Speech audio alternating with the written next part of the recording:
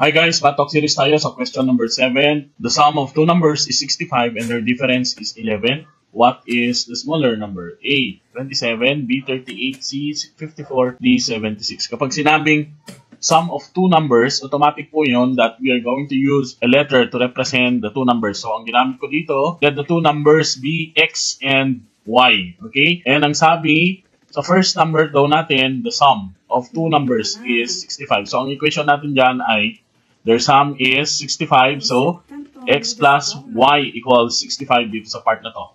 Tapos, yung second number natin or second equation, their difference is 11. So, kukunin pa rin natin si X and Y. But the difference is 11. So, therefore, X minus Y equals 11.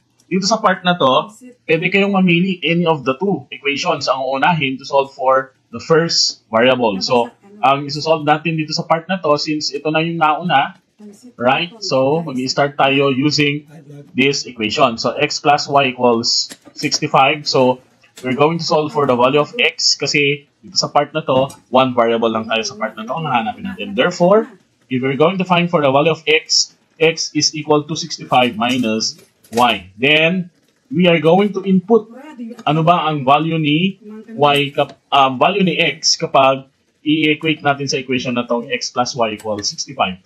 So, nag-equate tayo that X is equal to 65 minus Y, ito na siya. Right? Ito na yung part na yan. Then, of course, kapag ganyan yung part na yan, we're going to combine constant term and the like term. So, negative Y minus Y, so ito siya. Then, bring down lang natin si 65. Then, combine tayo. Negative 2y equals 11 minus 65. Kasi nag-transpose na siya dito sa part na to. And then, ito na siya. Negative 65 na siya. Then, kung mapapansin niyo, negative 2y equals 11 minus 65. Subtract lang natin ito.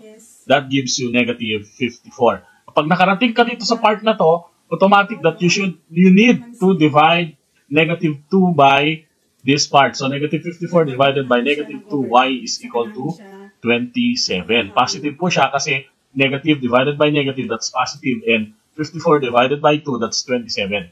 Next, punta tayo dito sa part na to. Since nakuha na natin yung y is equal to 27, and that is the value of y, kukunin natin tong equation na to.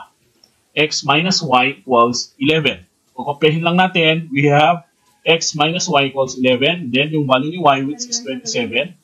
Papasok lang natin. Kung mapapansin niyo, pwede na natin mag-transpose dito sa part na to. So, from negative 27, magiging positive 27 siya. Then, combine lang natin.